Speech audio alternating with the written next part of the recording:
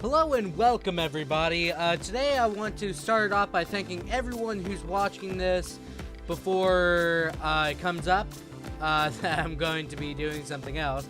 But before that, thank you guys so much for watching it after it's done. I also want to thank Help and DreamTiger3355 or Corkness on the Discord for making these wonderful fan art. The first fan art right over there is basically Haru Gray, which some people will make hello Bree, and say cutie sort of gray sort of situation, a bunny suit. And the other one is literally installing updates through other people's brains, which I thought was very creative. I was playing Tekken. Oh, that's really cool. How do you like it? Personally, I'm not much of a Tekken person. I'm more of like a Soul Calibur and Blaze Blue, sort of Atlas fighters, if that makes sense. Personally, the main thing about Tekken is very technical and very, how should I put it? It's very weird. I think that's what I want to say for it. It's kind of boring, but I decided to switch it up a bit. Fair enough. Sometimes you just have to break the mold, you know? So, I might turn down the volume of the music if you guys need it.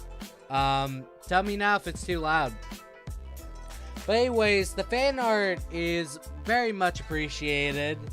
But, one thing for certain... I kind of want to expand upon the share your work of the Discord. Share your fan art or just share your videos. I don't mind. That's the one thing that I kind of want to bring up because a lot of people put a lot of work into what they do, and I want to show appreciation for that. You know? So, first things first, I kind of want to bring up a certain thing that I've been thinking about or watching about really, and it's really going into various avenues. So a lot of people, they always put themselves in a certain box, and they're so afraid of failure where they do everything in their power to just not fail. But the main thing is, failure is a necessity to learning. No matter what you do within life, you're going to fail. And there'll always be at least one person better than you. This is just a fact of life. But the one thing I really think about, a lot of people are even scared of trying sometimes. Because I never fail. Man, I wish I was like that. I'm the best. I'm the best. The main thing is, I want to open up this podcast with a personal story of mine. I am someone that was considered a terrible student. However, I never failed a class. I generally had good grades.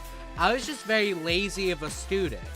Because if I already knew the subject material, I did not care. And one of the things that have really put me into a lot of thought is originally I was going to go into the medical field.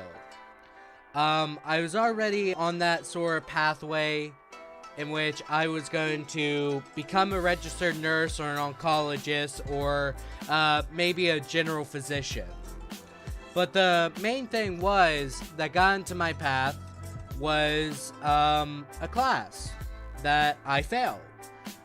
It was a class that basically told you need at least an 80% to pass. It's not a D. You cannot pass with a D. You cannot pass with anything below 80%. And that's just so you can even get to the next part of the class. So the first year of doing that class, I got one of the best. That's because BS.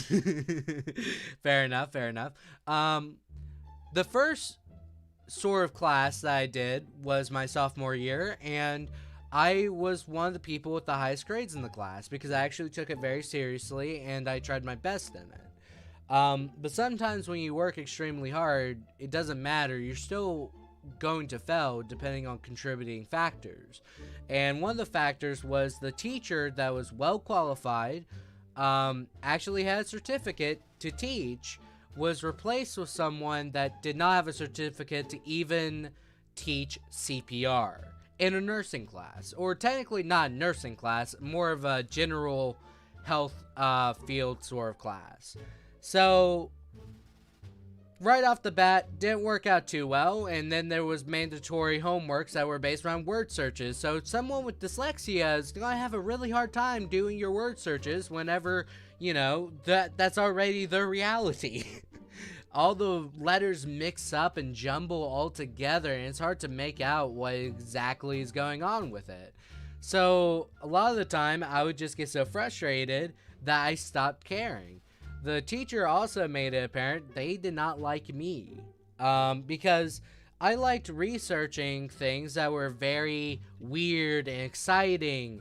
In my first class, I researched SIDS, which is Sudden Infant Death Syndrome, and a lot of people would rather look up more general things, such as maybe depression, anxiety, or just general things that come up very often in mental health, because mental health was on the rise back then. Still is, but I looked up things that were unexplainable, because then I would have punched that teacher. Yeah, I would have too, but I have more manners, I guess. The main thing was, I wanted to look up things that were out of my knowledge. Sudden infant death syndrome seemed like super out of place, and it's like there's no like common cause, and the only thing you can do is like take away things out of their crib to reduce the possibility of it happening. And I thought it was really weird, and I took an interest to it because it was something new. I did not know about it. So when it came to doing research on various things like protozoa, amoebas, various things that were outside of the realm of knowledge of most people commonly, I went through no, stop that. The main thing was I got assigned amoeba, which I wanted to look up a really interesting amoeba called Naegleria fowleri. Naegleria fowleri is very common in the Midwest and within temperate waters, and basically what it does is it gets access through your nose and starts eating out your brain. So most of the people would not die from actually having their brain consumed.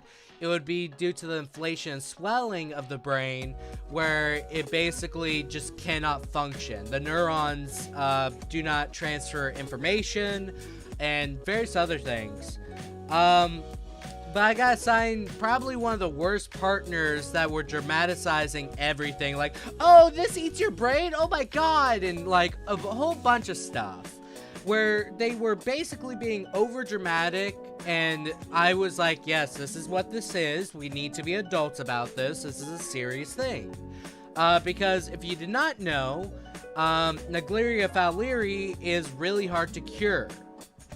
And what I was bringing up was the scientific process, in which it's like, well, you have to make sure you don't throw everything at it at the same time, or you won't know what to do to stop it in future instances, which is the case with the Naegleria fowleri. Every successful case with a survivor turned out to basically never have a corresponding treatment because of that. And another thing is, it's super rare. It's not something that's common knowledge or anything like that. Like, oh, you ever hear of the flu? That's very common. Have you ever heard of Naegleria fowleri? Most likely not. So that's the thing that I really thought about while trying to do these projects. And she just absolutely hated the way I talked. I was the only guy in the class too, so maybe that was something to be part of it. The gloves were not for me. That's a horrible way to die. It certainly is. And she would only buy like small gloves, but I have really large hands. Matter of fact, they're at least the average size of a human skull. Small gloves are not going to cut it, and I failed my PPE test due to the fact that I ripped the gloves. So yeah, the class or the teacher just really did not like me.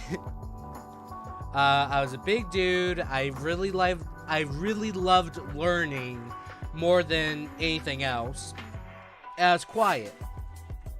I don't know if she was a feminist. All I know was, one, she was definitely not certified to teach, and even now that I'm taking like education courses and everything else, I don't think she knew how to be an educator, which is a fundamental issue when you're, stuck teaching. But maybe it was feminism. I don't know. I cannot directly say yay or nay. I probably would have written school a no. Well, I would have, but the funny thing was, the school selected me to do a presentation for the course. I was already failing it. I had a 55% F. I didn't care. This was the one class I had every afternoon, and I couldn't escape it. And one thing you have to take into consideration when you have to go to it, there's no other options, it's the middle of the year, and you're already failing it, you don't care. When you get selected to do a presentation, because you're the only person that knows how to work a goddamn computer, it becomes very apparent that no one else knows what they're doing except for the person that's failing. And I found this out very quickly.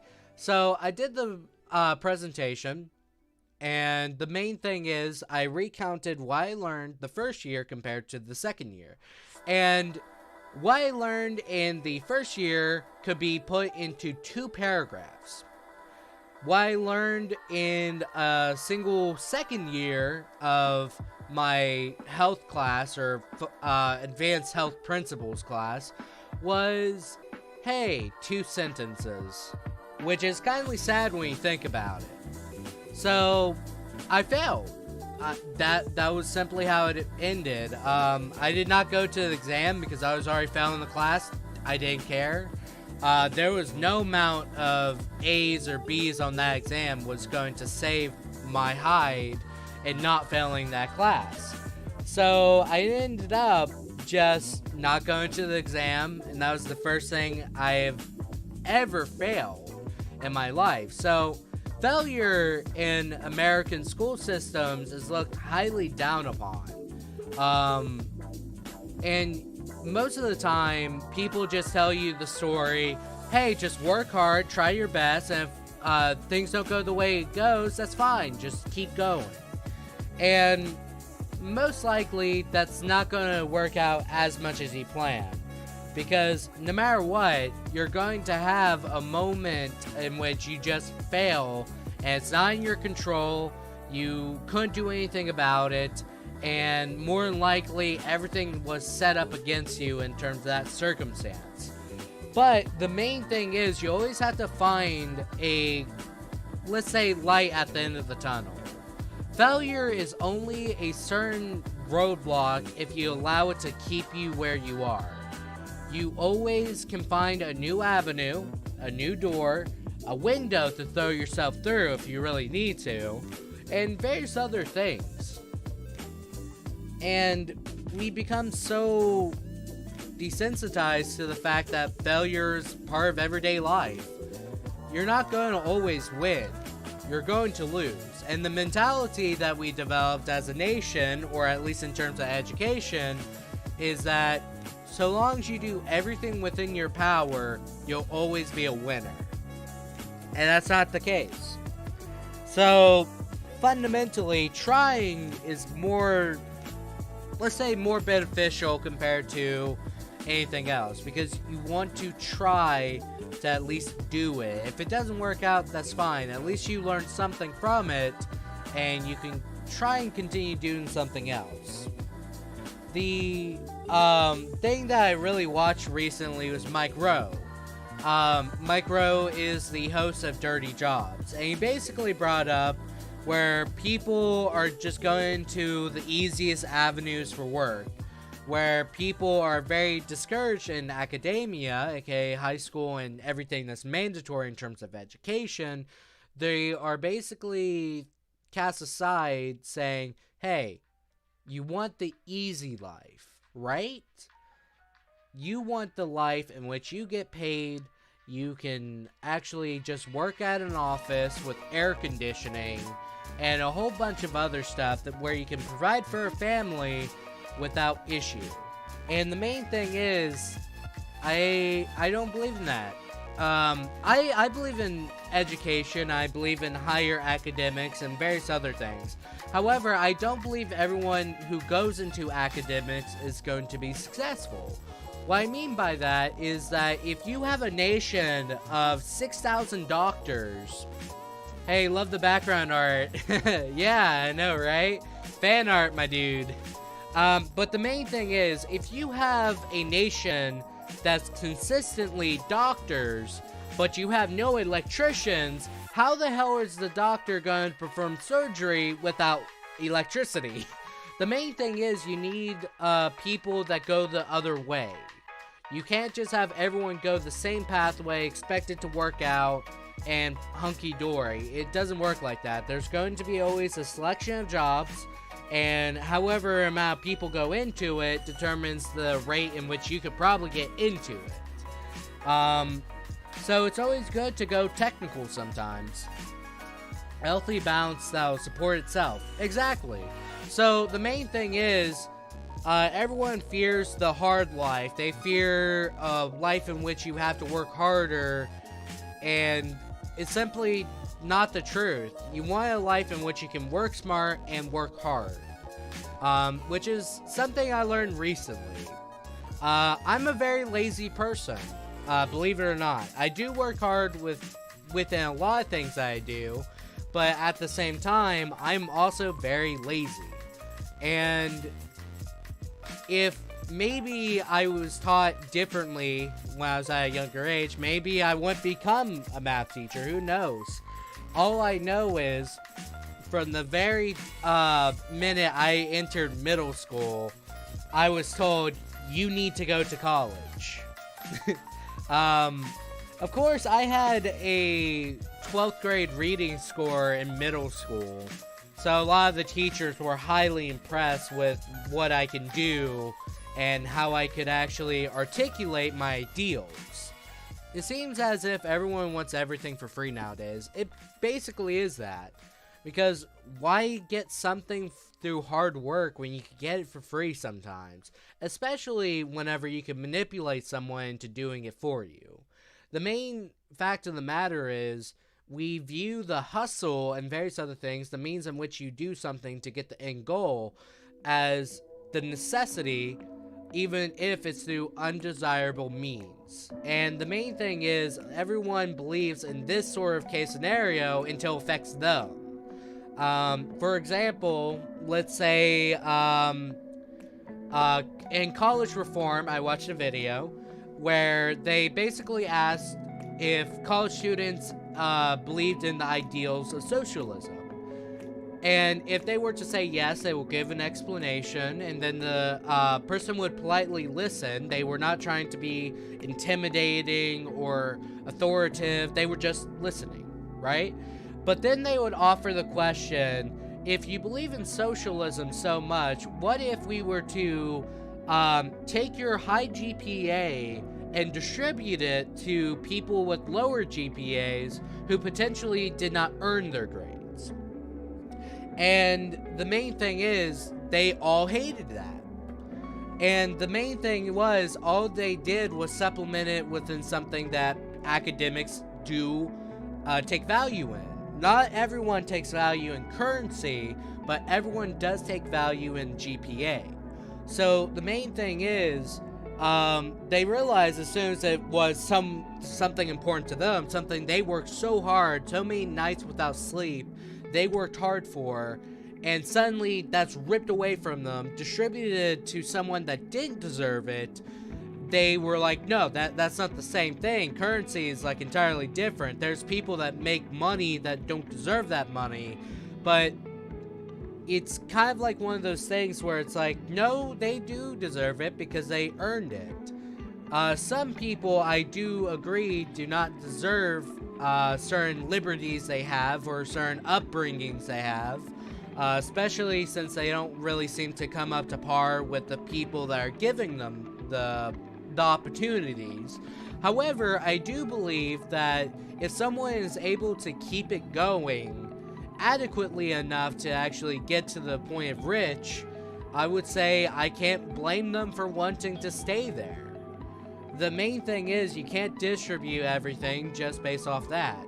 And we develop a mentality of, I need to be given this. And that's something I truly do hate. That sort of mentality of, I need you to give me this so I can maybe do something with it. I really do hate that.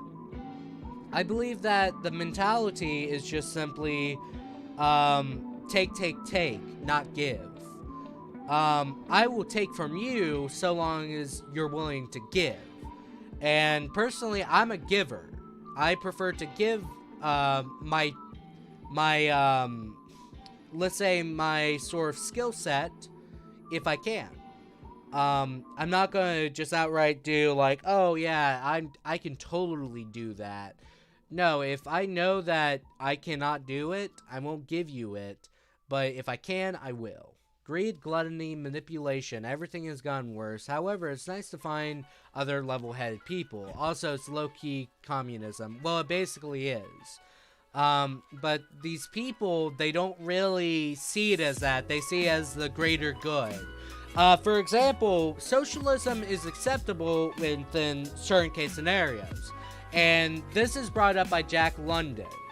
The War of the Classes is a book that basically established how corporations would utilize scabs, aka the Irish,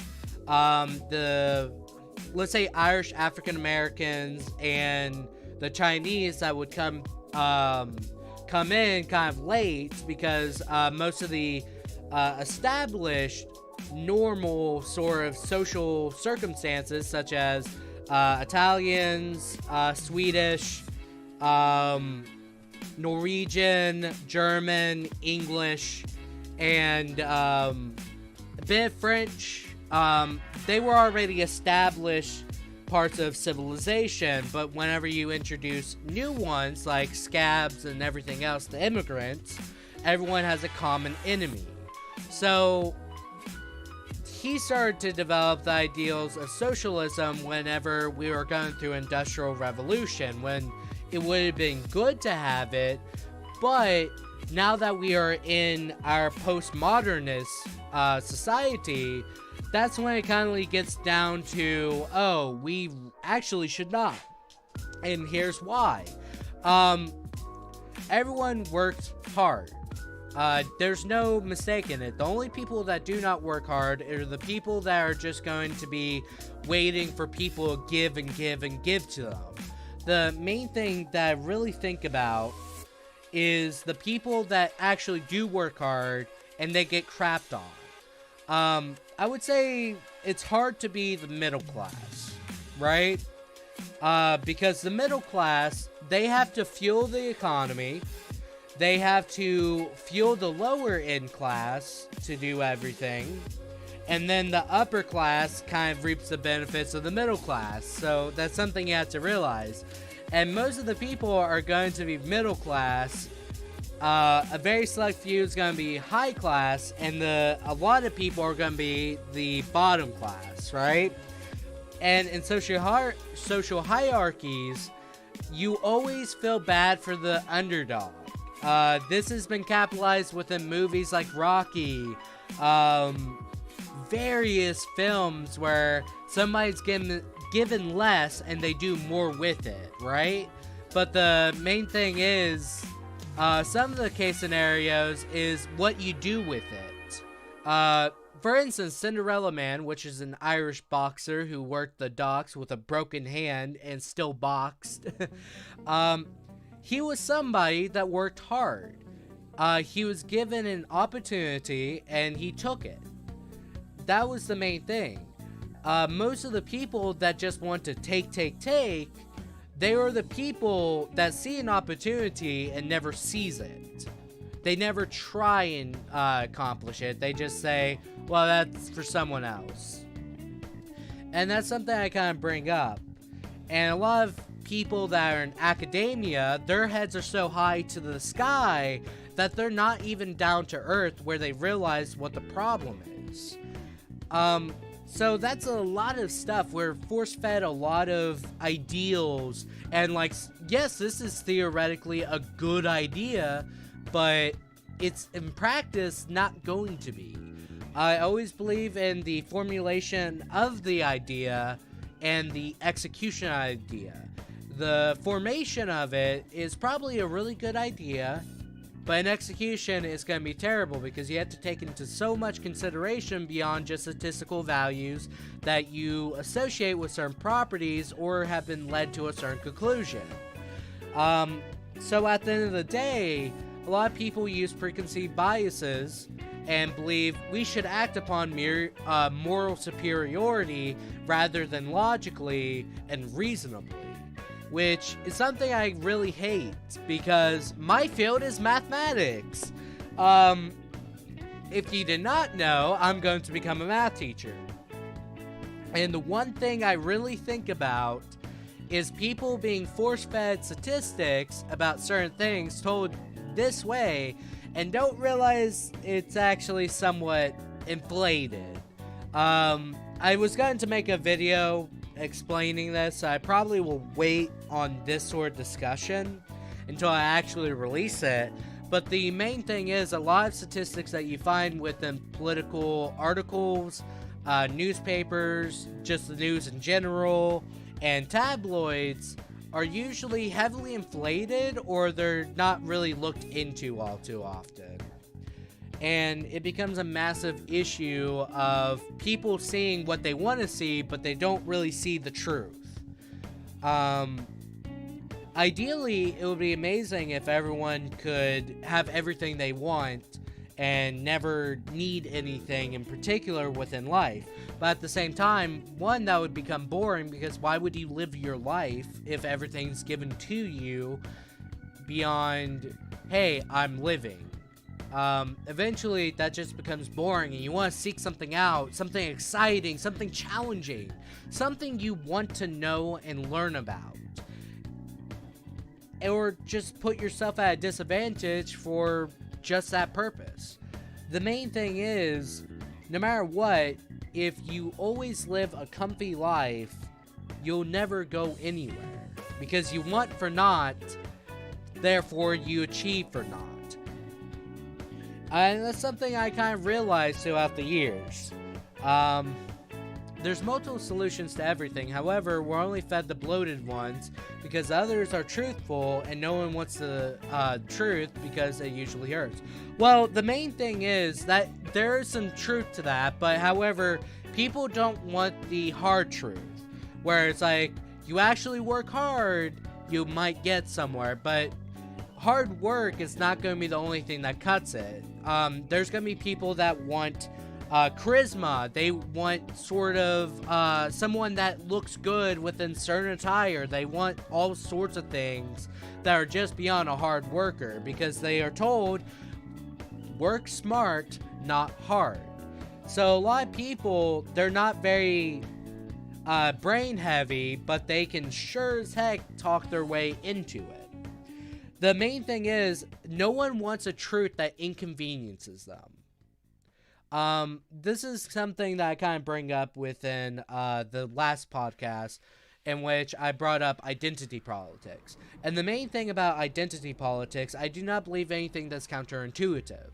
What I mean by that is the organizations, they personalize these politics to fit whoever they are trying to appeal to. AKA, if you're an African American, naturally you would want to promote some African American based organization. that's only natural. But the main thing with identity politics is that it becomes extremely personalized to the point you're not really taking in logic or reasoning because it benefits you more than anybody else.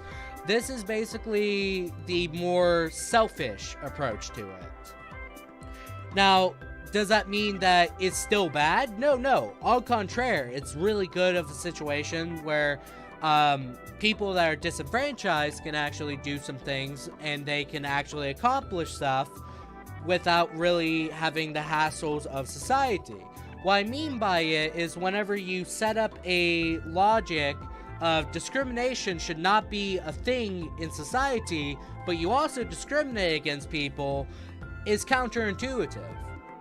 One of the best examples, I talked with a moderator within my Discord, Lucky Shamrock. I brought up that I am very disgruntled with LGBTQ+.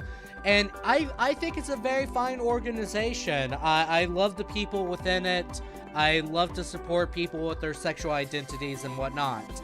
However, I cannot stand the discrimination against other sexual identities by other sexual identities to make themselves feel more important. Whenever you add a sort of hierarchy within sort of social circumstances, there's always going to be discrimination against whoever's at the bottom. And if an organization is based around no discrimination, then if they had discrimination within their own organization, then I just don't support it. What we want to be told, it's very conventional and it's everything else. And that's something I really take into consideration. What does it actually do for the people that are actually promoting and advocating for it? If the people are basically slapped and they're basically told they're worthless, I think worse of it. Because you don't treat your own people like that. It's kind of like talking down to someone, and ultimately, you're no better than the people that you're calling out. I wish I could stay, but I need to get some things done, and I completely agree. Glad to have found someone who's not afraid to publicly speak their mind. Stay safe, peace. Stay safe, man. Hopefully you accomplish whatever you need today, okay? Be safe out there. It's a crazy world. The main thing is I'm not afraid to publicly speak about my ideals and what I think is right, because at the end of the day, what I'm advocating for is the best for everybody, essentially. You don't create or formulate a sort of organization that hates itself. That's internal turmoil that never will get situated without actually just not discriminating against each other. I find it extremely weird. But we always want to be told about the more, let's say, convenient truths. The more convenient truths are, hey, go to college, have that white picketed fence suburban house, have a beautiful wife, have a bunch of kids, and life will be good. And the main thing is, yes, that would be fine and dandy if that does occur, and if it does occur, I would be thankful. But the main thing is, there's too many things to take into consideration within that sort of fantasy. The fantasy is not going to exist. If you're not someone that appeals to a female, it's probably not going to happen. But let's not take into female, let's just take into a partner. For instance, for people that are just... I'm speaking through my perspective, of course. And the main thing is, even if you do go to college and you get this degree, sometimes that doesn't work out. Because sometimes there's going to be no need for that particular degree or that particular job or various other things. Like I said, you can have a whole nation of doctors, but if you don't have one electrician, you're screwed. How they're going to do those surgeries are beyond me. Unless they do natural light only, but if you actually watch surgeries, they're huddled around a small table, and there's gonna be just nothing but shadows on what they need to see. So I take that like kind of with a grain of salt. Go for what you want to be, but take into consideration of what society needs too. Or you're just gonna work at a fast food joint and you're gonna be maybe hundreds of thousands of dollars in debt. Which, you know, McDonald's probably is a nice place, don't get me wrong, but being a doctor compared to McDonald's is probably a lot better place, but going for the doctor probably will land you at McDonald's. It's one of those inevitable conventional truths, or unconventional truths, that we don't really want to tell, because we don't want to accept that. That sounds horrible, it sounds awful, but it's the truth. And the truth hurts sometimes. Sometimes you have to speak your mind, and if you're afraid to speak your mind, ultimately you're not going to go anywhere. People are going to walk over you, people are never going to change, and stuff like that. I think of it kind of like this. Whenever I give advice, I usually try my best to be unbiased. I try to perceive the situation in a very realistic and out of mind sort of place. And I try my best to make sure that the person gets the best advice possible. One thing you have to take into consideration is I'm not living with your decisions. I live with mine. And at the end of the day, I have to at least try my best to give you the most support possible so you can reach a good conclusion. And that's the way I really think about sort of the truth. The truth hurts sometimes, but you need it to be spoken to get your mind around whatever's ailing you. And everyone doesn't want to hear the truth sometimes. They want to hear what they want to hear. And I don't believe in that. I will tell everyone who seeks out my help and everything else, I'm going to tell you what I think. If you don't enjoy what I think, that's fine. That's only natural sometimes, because you don't want to go into trade school because it's what would probably be better for you in terms of long term. You want to go to college and get that really cozy job.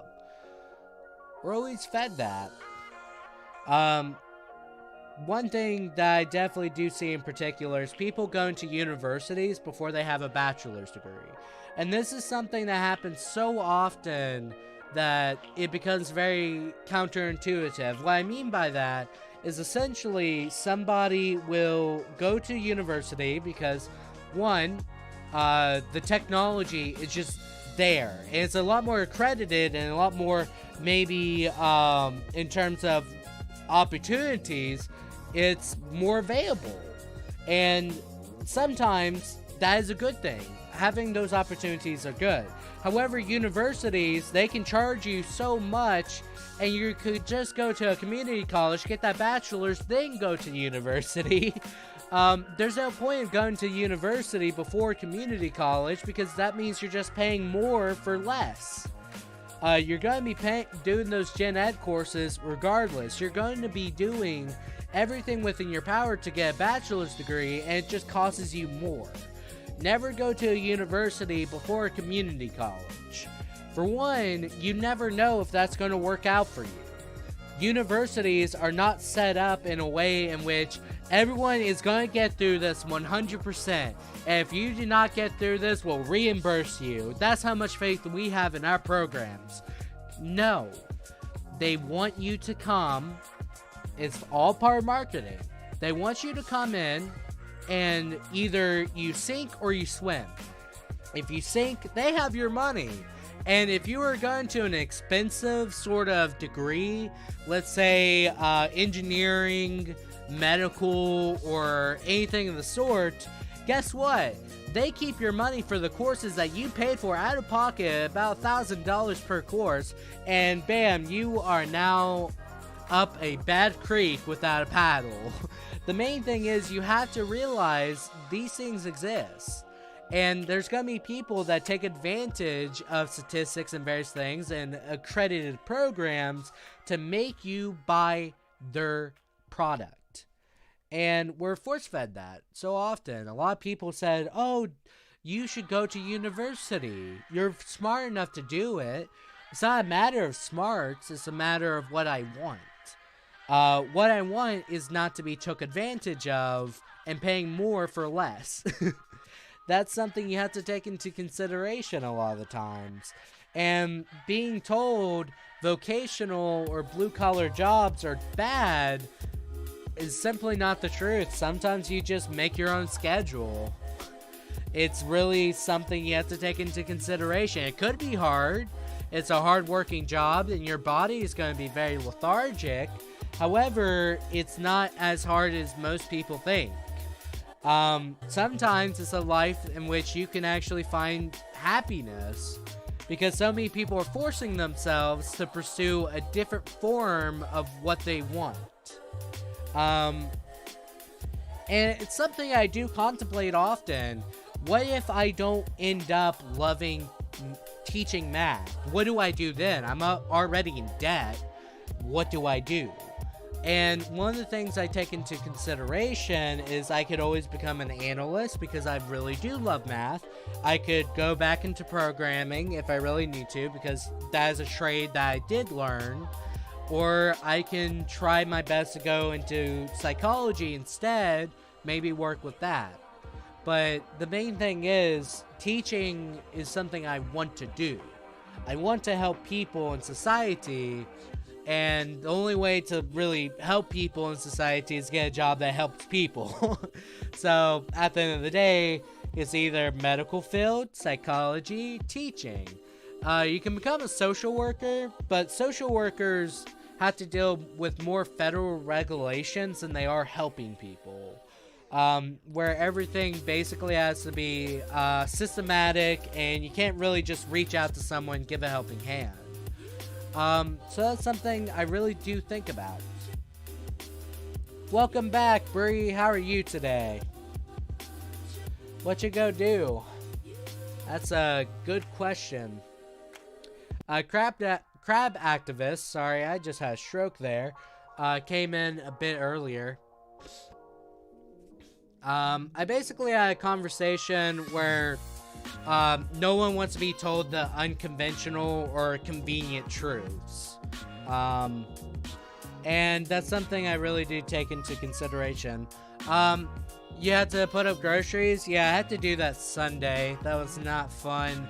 I have to carry in like water gallons, and I'm the only one physically capable.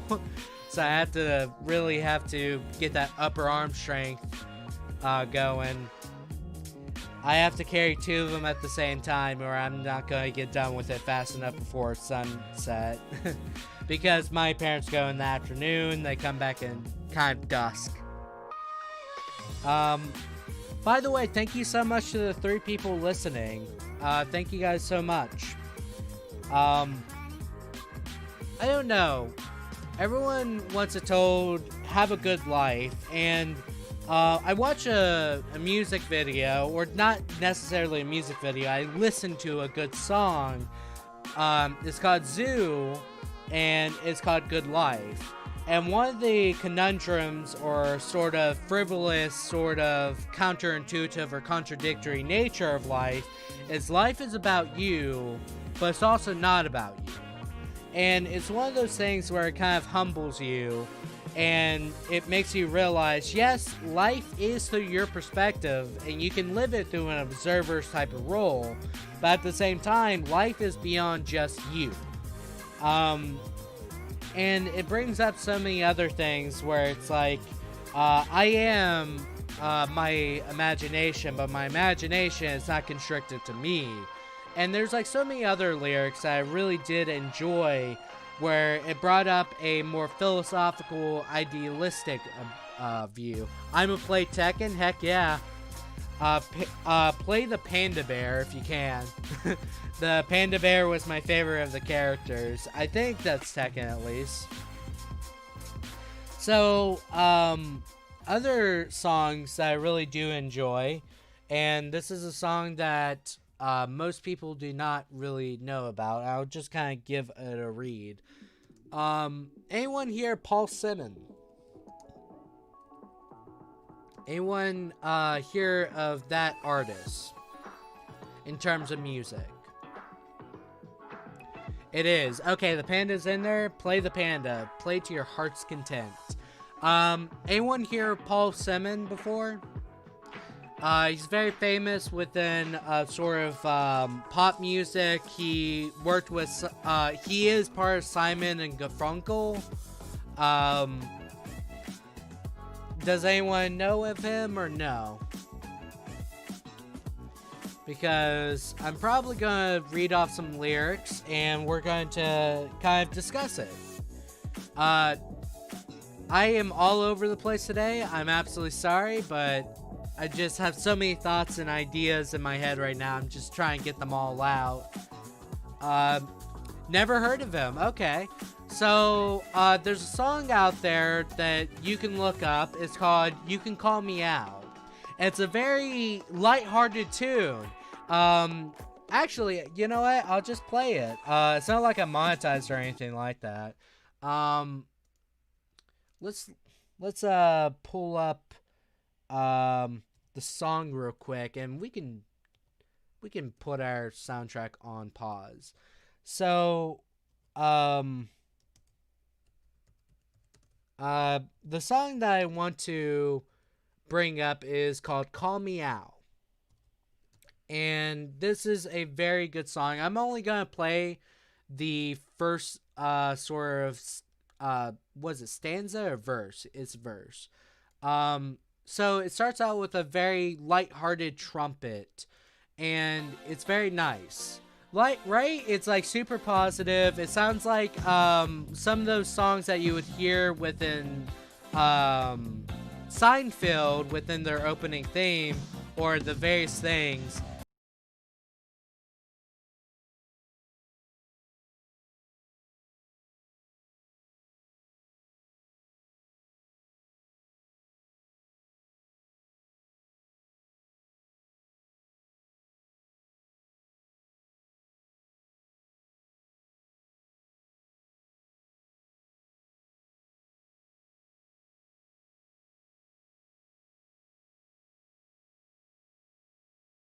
That's the first verse, and it's literally set up like a terrible joke of a man walks down the street. A man walks down the street. He says, "Why am I soft in the middle now? Why am I soft in the middle? And the rest of my life is so hard. I need a photo opportunity. I want a shot of redemption. Don't want to end up a cartoon in a cartoon graveyard. Bone digger, dogs in the moonlight. Far away in my well-lit door. Mr. Beer Belly, Mr. Beer Belly. Get these mutts away from me. You know, I don't find this stuff amusing anymore." So it's basically a sort of yeah, it sounds like a TV theme. Exactly. And it's so positive and stuff like that, but the lyrics are so devastating where this person's having an existential crisis and they just want another shot at life. They want to be given a photo opportunity to change their life around so they don't end up a joke that's forgotten. And it's one of those things that is really, really depressing when you think about it. The lyric is literally some guy realizing how hard his life is and he's not ready for it. And he just wants to be given an opportunity. And that opportunity, he realizes that's not what he wants. So it's something that you have to take into consideration of what you want is not always what you want. And then the chorus comes in, if you'll be my bodyguard, I can be your long lost pal. I can call you Betty, and Betty, when you call me, you can call me Al. And then the second verse is literally a man walks down the street. He says, "Why am I short of attention? Got a short span of attention. And whoa, my nights are so long. Where's my wife and family? What if I die here? Who will be my role model now that my role model is gone? Gone."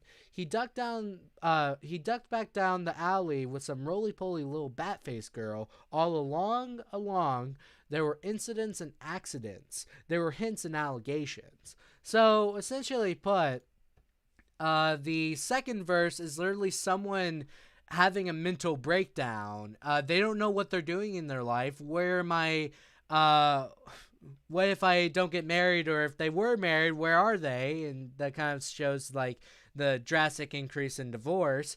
But something you have to bring up, what if I die here? What do I leave behind? It's so depressing, but the song sounds so uplifting and positive and everything else, and there's that lyrics that are so dark, and it brings up that who will be my role model, and that's someone who to look up to, but everyone that you seem to find in celebrity life has these sort of controversies that make you just not like them as a person anymore.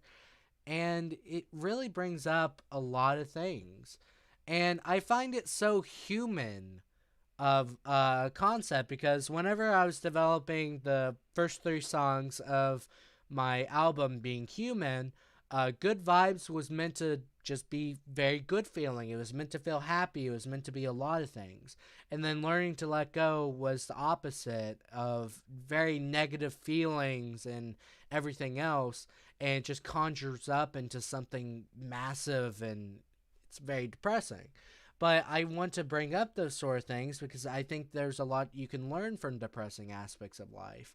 Not everything has to be happy. You just have to learn how to accept negativity. And a lot of people see me as a very positive person, a very optimistic person, to say the very least. And I won't deny that. I'm a very optimistic. I am very compassionate towards others and various other things. But I also accept negativity.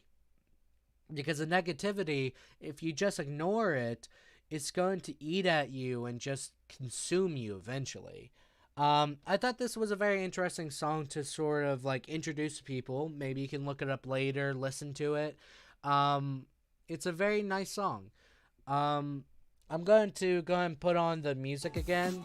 So, just wanted to bring this up to everyone. The main thing is, there's more to life than just life and death. There's the in-between, the hyphen, between your birthday and death date. There's so much to it, and everyone wants to be told life is easy. It's never easy. It's actually extremely hard. It's very hard to be human. And it's just one of those things I really think about. Sort of interesting discussion point. Do you guys allow negativity into your life? And do you put it in moderate amounts, or do you put it into like high amounts where it's like really depressing, can't get over it? Because typically I consume negativity and positivity in a balanced manner, where I listen to good feeling music, but I also listen to really saddening music. And I try and reflect on the lyrics and try my best to kind of get into it. But I also just like listening to sort of negative music sometimes. There's some sort of appeal there.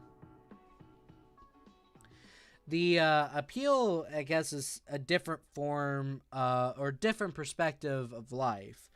I would say something you have to take into really good consideration is that everyone has a hard life sometimes, and they just want to relax. But sometimes we're not given that opportunity based off just life itself. I think that's a very good mindset to have. Not all things work out, but sometimes they do, and when they do, it feels amazing. Oh no. That's my sort of rants on life and my perspective on it. Bree, you still around? I don't know, I need to play more fighting games. I'm just not too much into them. Like, I played BlazBlue, and I played a few things, but I just couldn't get into Tekken and Street Fighter and various other things. Just couldn't get into them. I don't know, I'm more into, like, RPGs, where you can get a sort of standing on how it works very easily, and you don't have to be super attentive to frames and blah blah blah. I find it really awful. That's why I don't really take Smash Brothers super serious. I like playing it, don't get me wrong, I just do not like doing frame by frame and dissecting animation, hitboxes, and blah blah blah. I just don't like doing that. But some people, they love it. They love the competitive aspect of it, but I'm just not a very competitive person. I think Soul Calibur is a fun game, though, where it's very technical of a fighting style. And if you like Tekken, Bree, look up Soul Calibur. It's very fun. It's very fantasy-like and stuff like that. And how it is, it's very technical like Tekken, but you have weapons and stuff like that, and you have different fighting styles and blah blah blah. It's really fun. My favorite character is, like in the newest game, probably Geralt from Witcher 3. Geralt, it works exactly how I would want to do. I would like a bit of balance with magic and a bit of balance with swords and stuff like that. I don't know. There's so many games I want to play in the future. I would like to get good at a lot of games too. I cannot get good at certain games. I don't know. Today is a very laid back and relaxing day.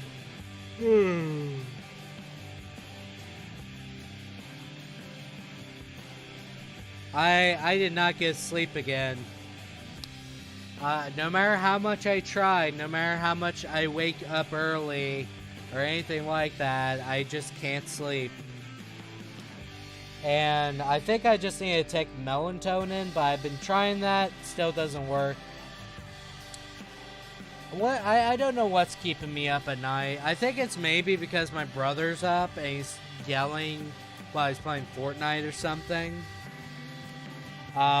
He's been playing with his friend, and it kind of makes me happy for him. I don't want to tell him this, but it makes me happy that he's doing something that makes him happy, if that makes sense.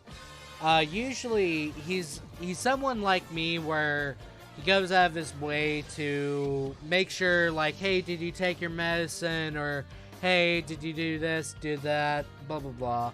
And he doesn't really live life for himself sometimes, and he's more an extreme case. And it just kind of makes me happy that he's just playing video games with his friends. I don't know. I guess that's weird. Maybe it's not. I personally don't know. I don't know. Is it okay to be happy about that? I wonder. Because it's such a small thing. It's not like catastrophic where it's like, oh my god, you shouldn't be doing this. It's more or less like, you know what, I'm just happy you're doing it. I don't know how to feel about that, because he should be doing that all the time, but you know, that doesn't always happen, if you catch my drift. I don't know. It's very interesting. Let's see here. What is something else I could talk about? I guess I should talk about a bit of philosophy while I'm here. I'm kind of a very pragmatic person. Pragmatic is I learn through experience, or I advocate experience rather than anything else. And the main reason why I say that is because if you don't experience the world, you're going to become ignorant to it. Going to small places and just enjoying it. There's a lost cavern in my state, and my parents would always make it a habit of going to it because, one, you can learn about archaeology there, but two, it's a very nice, exciting, it's a break of pace of just life. So you can learn about a lot of things from something else. And breaking that mold of continuous work and stress and everything else under the sun, and just going to an amusement park or maybe a carnival or just something fun. Damn, my power went out. Oh, it did? Your PS4 is going to take a bit, and it's going to basically ridicule you, like, you let the power go out. It's like, I'm not the power company. It's not my fault. I'm sorry that your power went out, though. Did it come back on, or is it just out? There might be a storm in your area. I luckily have a generator. The generator makes me feel so much comfortable doing, like, just playing video games in general or anything like that. Definitely during winter, where your electrical heaters are what's going to be the difference between you freezing and not freezing. It's on. My TV is on, but my PS4 isn't coming on. Oh no, it'd probably take a bit. Just wait. Hopefully it didn't get like a power surge. That'd be awful. I don't think my PS4 ever had a power surge though. But doesn't mean it's out of the realm of possibility. I don't know. Hopefully it turns on. It may take a bit.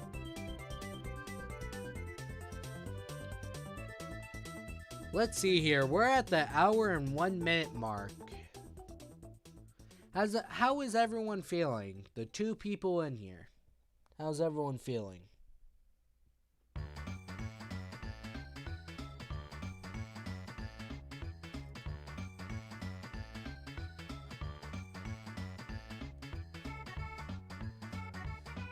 Well, beyond you, Bree, I should probably say that. Bree, you're probably having a bad time because you're probably freaking out about the PS4. Hopefully it's not... Hopefully it is working and not dysfunctioning and stuff like that. Has it turned on yet or no?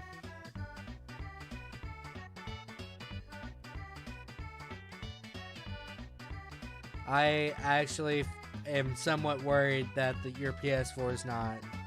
No?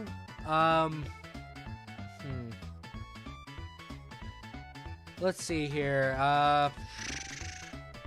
Let's try and look up something to help, maybe. Let's see here. Out or on after a power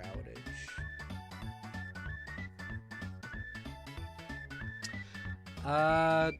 Unplug everything, unplug the power supply from the wall, unplug the power supply from the PS4, wait 2 minutes, plug back in, should be good to go. That is something that seems to be well accepted on Reddit. I can look up PSU if you want to. It's on, it's on. Oh, okay, I unplugged it. There you go. Usually my PS4 just comes on as soon as the power outage happens or is gone. So I don't know how to deal with that. Thank you for trying to help. You're welcome. LaZombie, welcome back. How are you doing, bro? Moment. You missed out on some philosophical stuff, my dude. That's fine. Unless you were always here and just never commented. That'd be funny too. Actually, you might have been here the entire time. Didn't say that there was a new person watching. I have my eyes on you, LaZombie. I committed tax fraud. Fair enough, fair enough. I don't know, I kind of want a drink of water because my throat's hurting, but it'll be fine. You have to power through the pain sometimes. It's not actually pain. It's just uncomfortable. What's tax fraud? Okay, let's look up the legal definition of tax fraud real quick. Definition. Oh, by the way, bruh moment, I didn't know you're a Yoshi. Tax fraud defined. Tax fraud occurs when an individual or business entity willfully and intentionally falsifies information on a tax return to limit the amount of tax liability. Tax fraud essentially entails cheating on a tax return in an attempt to avoid paying the entire tax obligation. Ooh. There we go. I am in hell for using God's name in vain. I would already be there, my friend. I've said it way too many times. Why are you changing your name so fast? Why not be consistent, my dude? Send help. Help is not on right now, though. Help didn't join the stream today. Let's see here.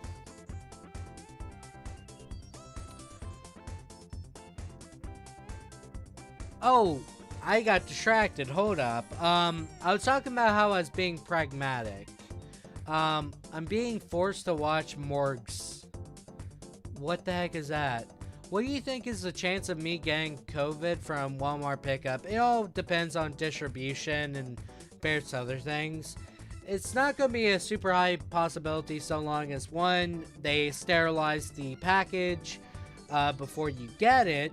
One, or two, you're wearing gloves and a mask, like you should. And just generally being far away from people generally boosts your chances of not getting it.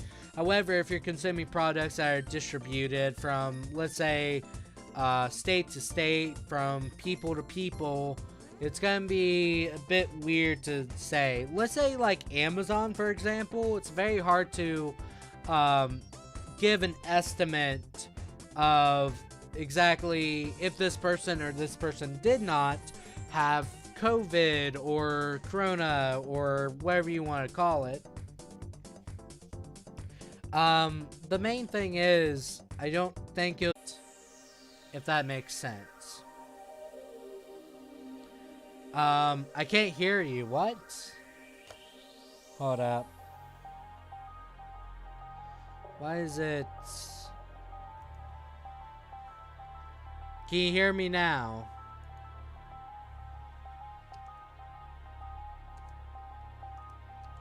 Let's see here. There might be a bit of lag, I don't know.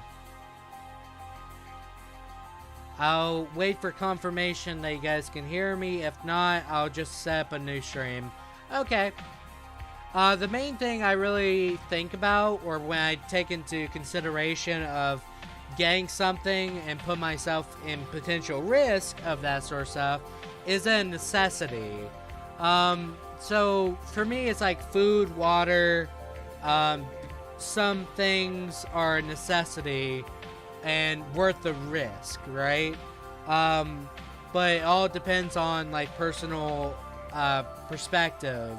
Some things are very important, not just for just physiological sustainability. It's also good for mental health. So things that make you feel good, maybe it's worth the risk, but I don't know. So long as you take the proper precautionaries, ask them to sterilize it, do your thing. Kenny McCormick, the goth kids took my job. Fair enough. I haven't watched like South Park in about 4 years. Have they stopped doing the Kenny gag? Have they stopped that or no? Because I'd be actually somewhat sad if they stopped it. I don't know. When did you get news of Corona? Not to be hipster, but I knew about it from the beginning of the year, when there were only a handful of people infected. COVID depends, but Corona itself, it existed before this. Not this strand of corona, but it existed beforehand. What I mean by that, and we'll do a little bit of researching on this, when corona virus was found.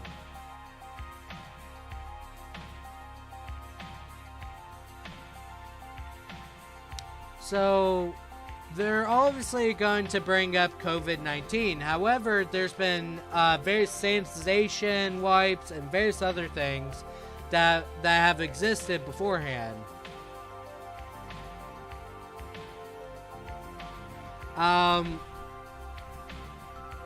Let's see here. Let's find... Okay, here we go. Coronaviruses were first discovered in... hold up. Screwed up real quick. Coronaviruses are a group of related RNA viruses that causes diseases in mammals and birds. In humans, these viruses cause respiratory tract infections that can range from mild to lethal. Mild illnesses include some cases of common cold, which is also caused by other viruses, predominantly rhinoviruses, while more lethal varieties can cause SARS, MERS, and COVID-19. Symptoms in other species vary within chickens. They cause an upper respiratory tract disease, while in cows and pigs they cause diarrhea. There are yet no vaccines or antiviral drugs to prevent or treat human coronavirus infections. Coronavirus constitute the subfamily Orthocoronavirinae. In the family of Coronaviridae, order Nidovirales, and realm of Riboviria. They are enveloped viruses with a positive single-stranded RNA genome and a nucleoplacid of helical symmetry. The genome size of the coronavirus ranges from approximately 26 to 32 kilobases, one of the largest RNA viruses. However, if you look at the history of coronavirus were first discovered in 1930s when an acute respiratory infection of domesticated chickens was shown to be caused infectious bronchitis disease, IBV. Arthur Schalk and M.C. Hahn described in 1931 a new respiratory infection of chickens in North Dakota. The infection of newborn chicks was characterized by grasping and listlessness. The chicks' mortality rate was 40 to 90%. Fred Bourdette and Charles Hudson, 6 years later, successfully isolated and cultivated the infectious bronchitis virus which caused the disease. In the 1940s, two more animal coronaviruses, mouse hepatitis virus and transmissible gastroenteritis virus were isolated. It was not realized at the time that there were three different viruses were related. Human coronaviruses were discovered in the 1960s. They were isolated using different methods in the United Kingdom and United States. E.C. Kendall, Malcolm Bayon, and David Tyrrell, working at the Common Cold Unit of the British Medical Research Council in 1960, isolated from a boy of novel common cold virus B814. The virus was not able to be cultivated using standard techniques, which had always successfully cultivated rhinoviruses, adenoviruses, and other common cold viruses. In 1965, Tyrrell and Bayon successfully cultivated the novel virus by serially passing it through organ culture of human embryonic trachea. The new cultivating method was introduced to the lab by Bertel Horn. The isolated virus, when intransally inoculated into volunteers, caused a cold and was inactivated by either, which indicated it had a lipid envelopment, aka it developed in fact. Around the same time, Dorothy Hamray and John Prochnow of the University of Chicago isolated a novel code virus, 229E, for medical students, which they grew into kidney tissue culture. The novel virus 229E, like the virus B814, were inoculated into volunteers, caused the code, and was inactivated by either. So the main thing is coronavirus has existed before even put in. The main thing is COVID-19 is especially new because the virus changed it entirely. Because COVID-19... COVID is coronavirus, by the way. COVID-19 is an entirely different let's say, virus that utilizes a different DNA strand and has different ways of infecting people. Doesn't mean it's not coronavirus. It's the same thing. If that helps everyone. Because the main thing is, coronavirus existed before COVID-19 existed. COVID-19 is just the newest, more threatening version of it that's more infectious than certain strands of coronavirus. Beginning of the year wasn't really helpful with my crippling anxiety, and I've been able to deal with my world's BS better recently. I mean, did you hear about it? Do you believe China is lying about their numbers? China, probably.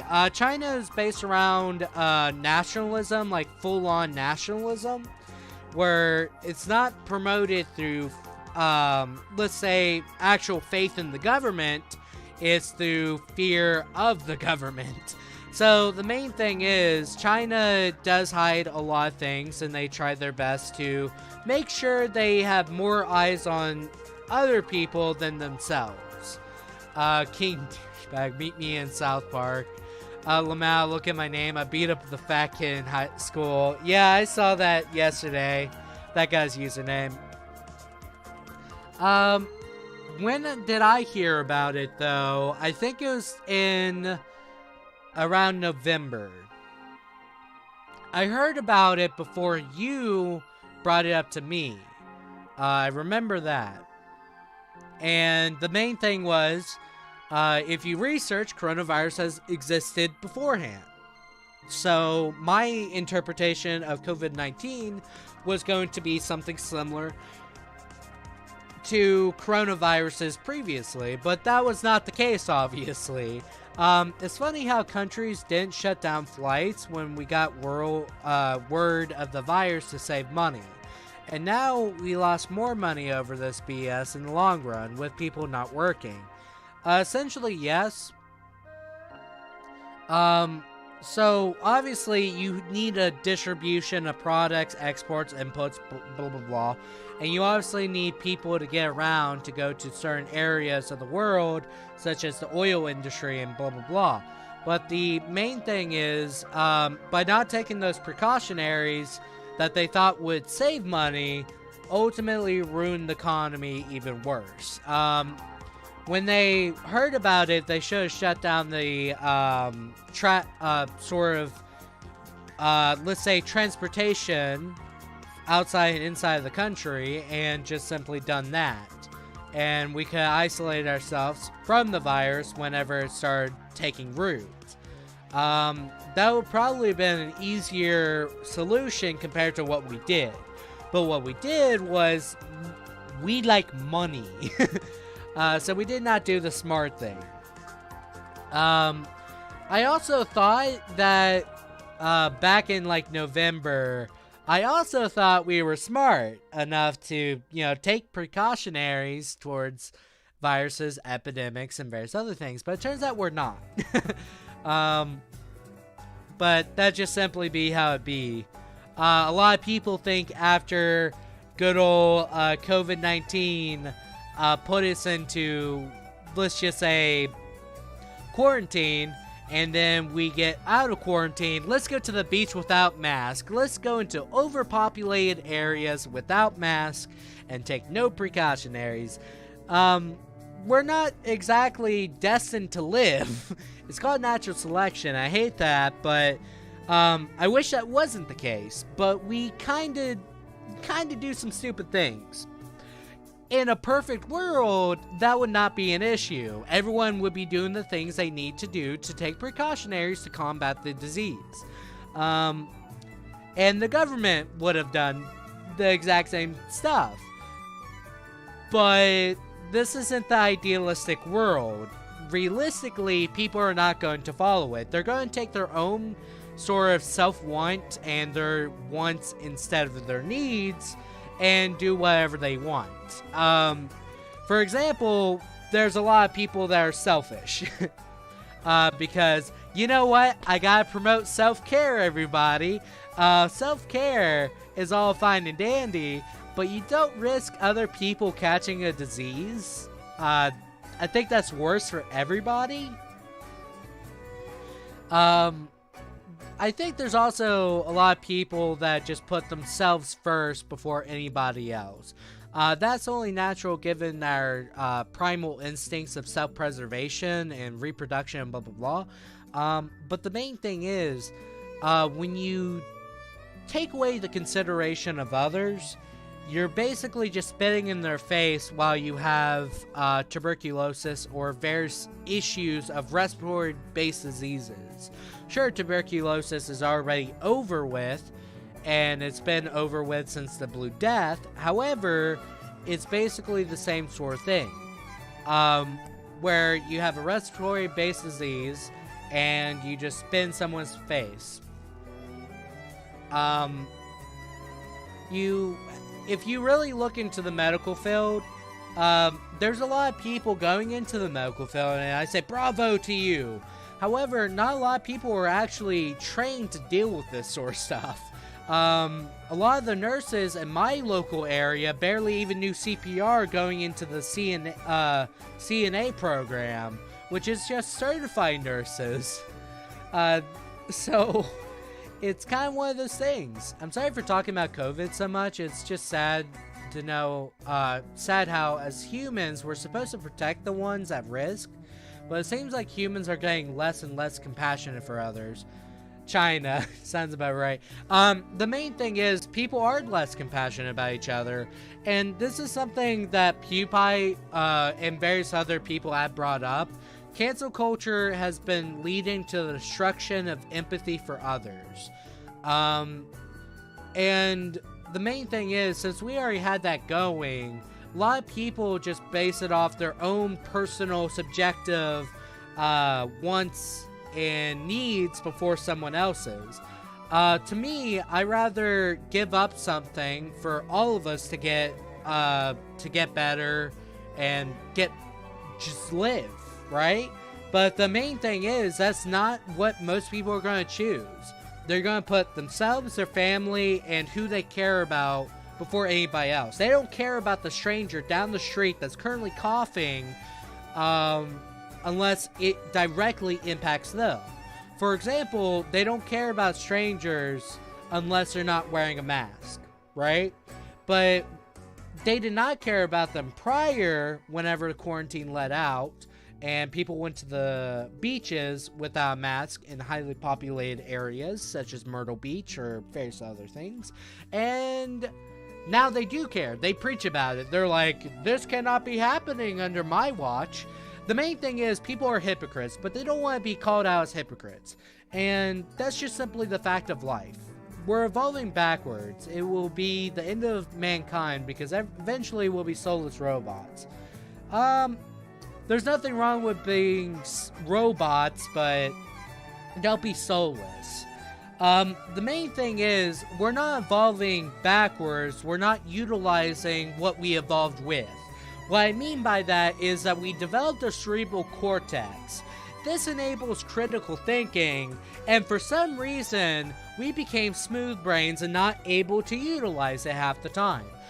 We just got out of quarantine, and we're not exactly out of the woodworks on this. you know what? Screw it. Let's put ourselves at risk.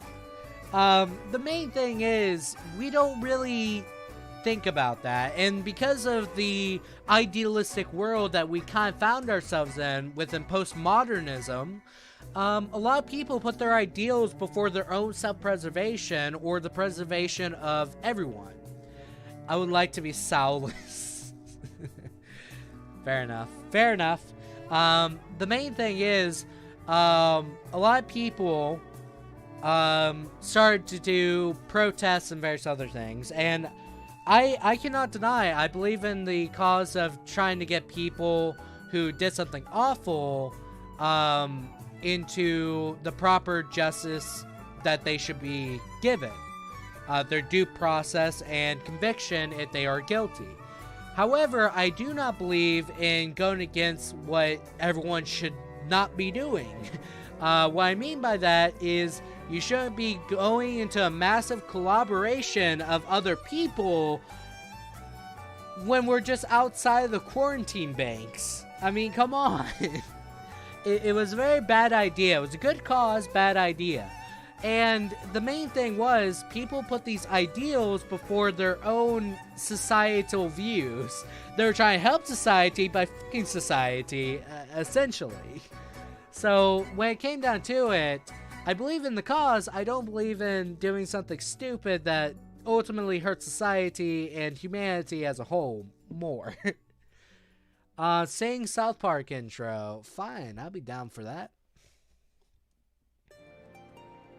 Of course, I'm not going to do this singing. I'm very monotone. South Park intro song.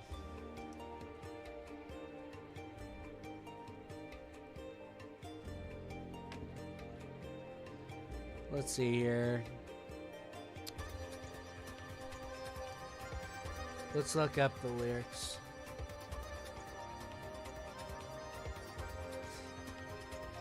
Okay, let's see here.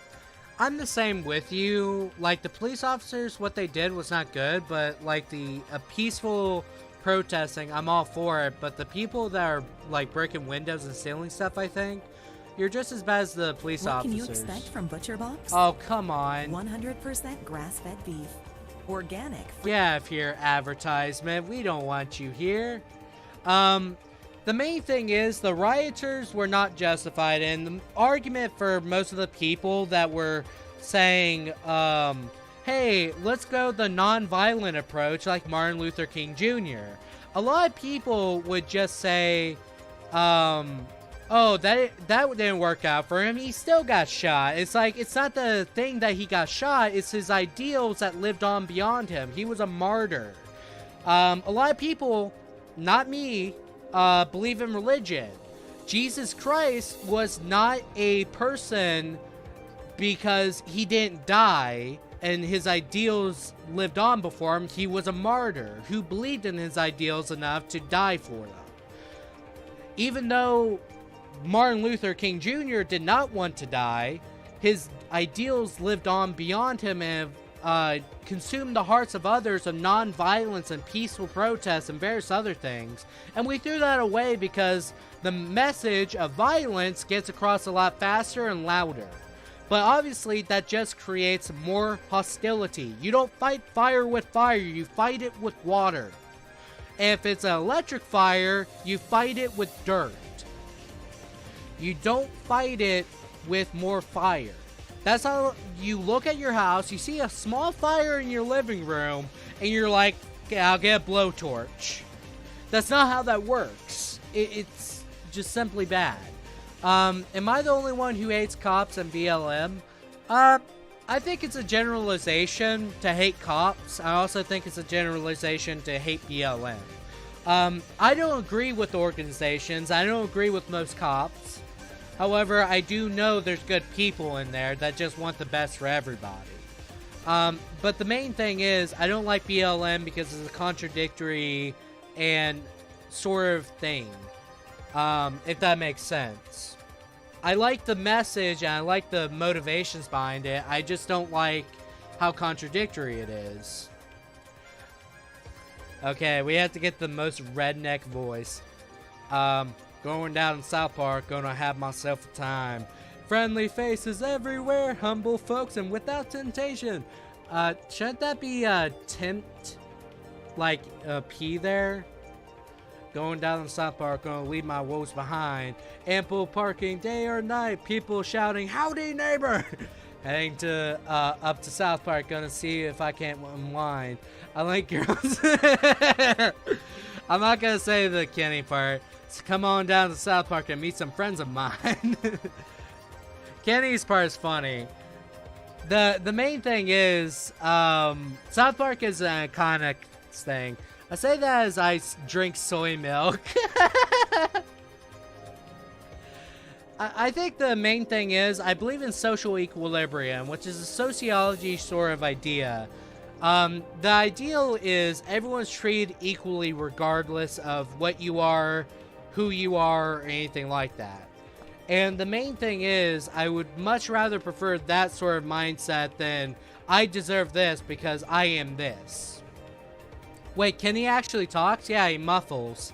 That's the ongoing joke. Kenny's a pervert. Kenny actually says the most messed up things on the show. You think Eric Cartman does? No. Kenny does. Kenny says the most messed up things and perverted stuff that you couldn't say on TV at the time. So they purposely made him muffled.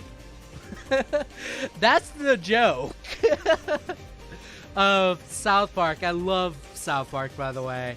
So the main thing is, I just believe that we did so many bad things during the current epidemic that's led up to more issues in the long term.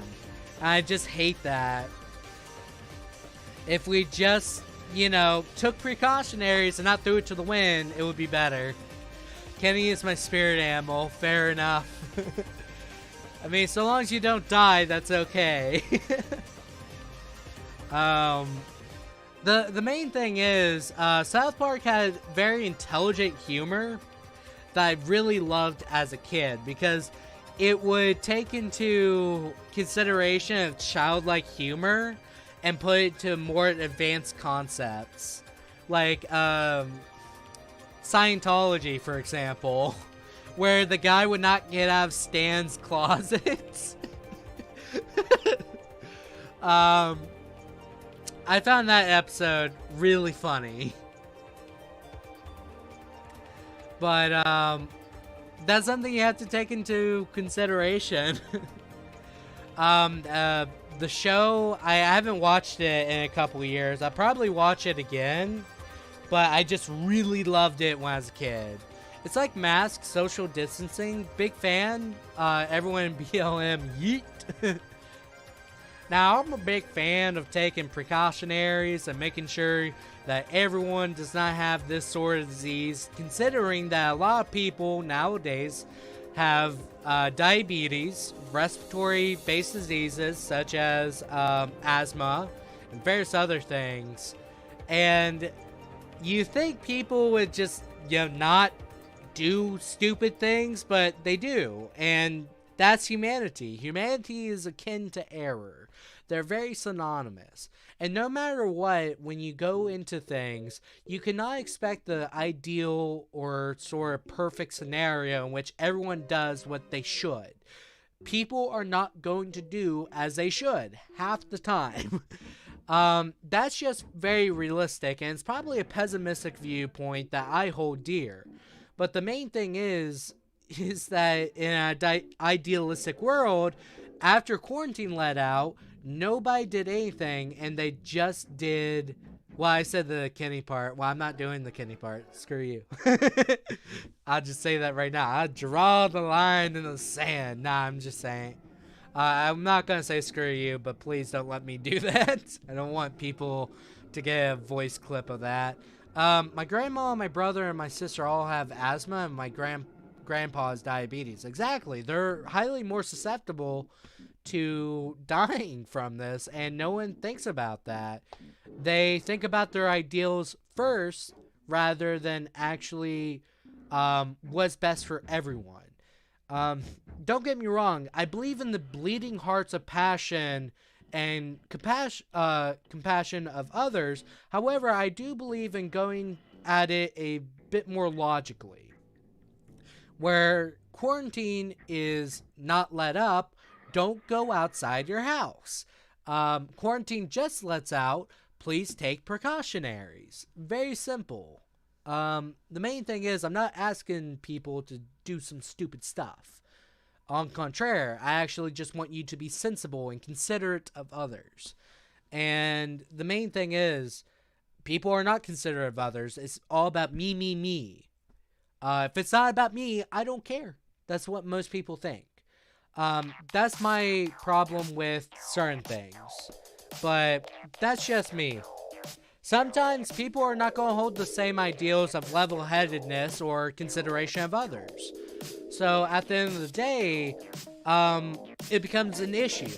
An issue that you actually have to take into a grain of salt. You took the words right out of my mouth.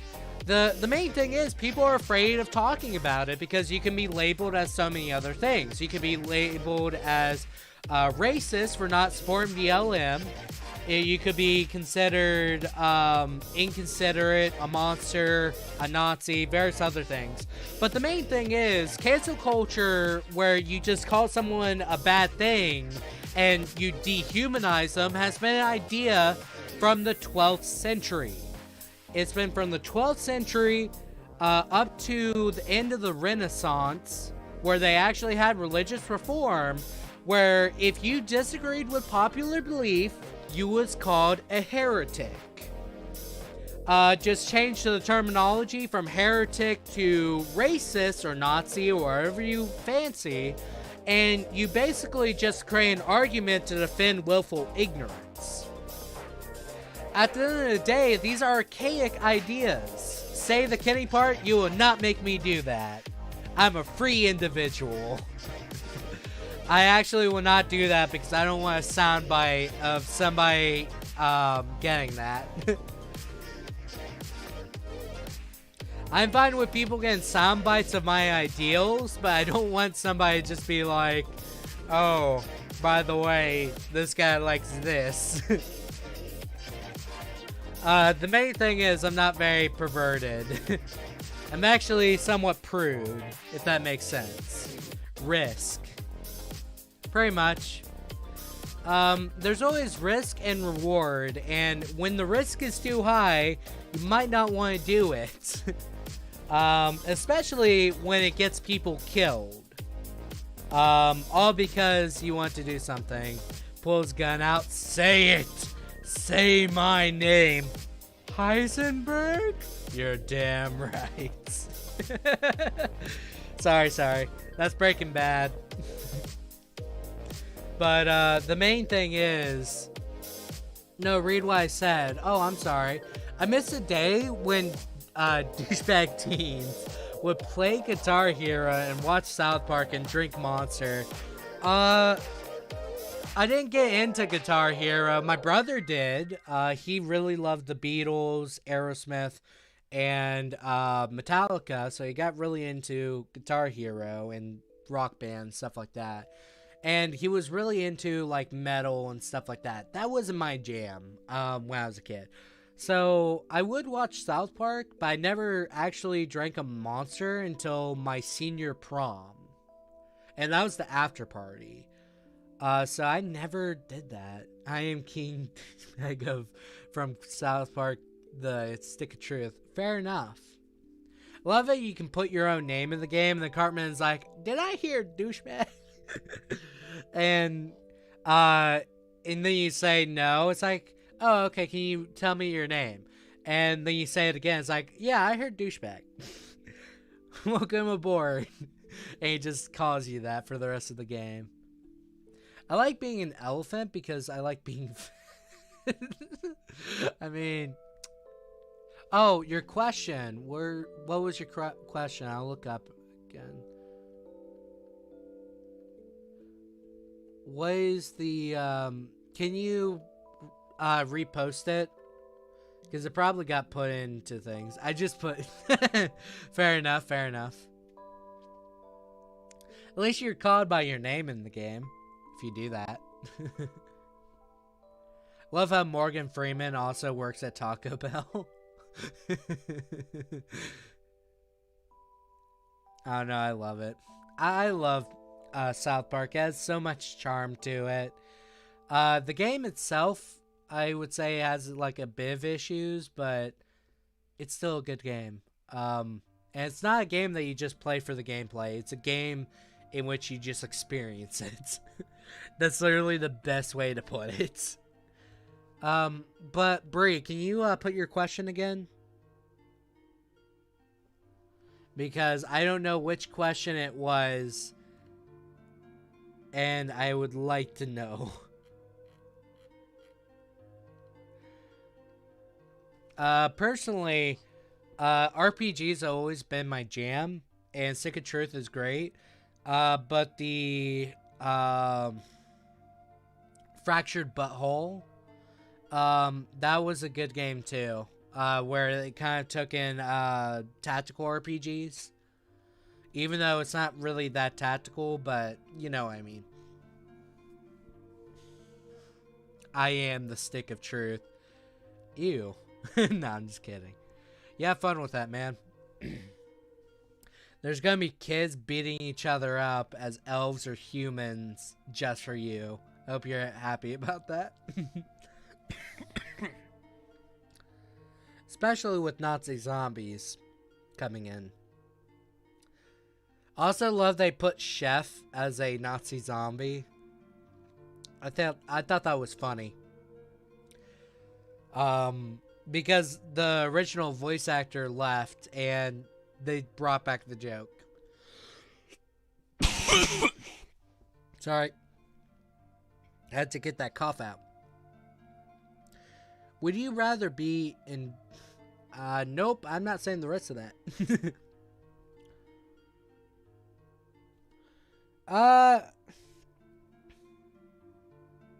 Risk. What was... I don't know what the question is, Bree. Risk itself or the risk of the situation and stuff like that? That's what I'm asking. I would like some clarification. That would help. I don't know. I don't think I really like either of the parties. Like, my family is heavily conservative, and most of my friends are very liberal. And I don't really think I'm very out there in conservativeness. I'm not really out there in liberal. Where it's like, I mostly just advocate everyone try and have a good life, essentially. But, I don't know. I think I think I like to try out, like, third party, maybe. But the two-party system is already integrated with an American society so drastically where so many people will just bring up, it's like, why vote third party? It's just wasted vote. It's not actually a wasted vote. It's just more people think it like that, and they just vote the two parties. Plus, it's easier to just assign yourself to a party and not really think about their policies and just do that. Is it censoring me? I do not know. It doesn't really show a question. It just says risk. Unless I'm very dyslexic, I just don't see the words, which I don't think that's gonna happen, but you never know, I guess. By the way, the Resident Evil save room themes are the best themes. Just saying. Let's think here. I think of it... Can you see my comment? Yes. I don't know. It says something about Kenny. No, I definitely don't see it. I'm sorry, pal. Definitely did not see it. I don't think re-putting it in the chat is gonna help either. I don't know. It's like since it's a political year, everyone has to put out their political opinion. And that's all fine and dandy. Everyone has an opinion. But the main thing is, I hate going on Facebook. Because there's always somebody that releases an argument that's based off purely conjecture.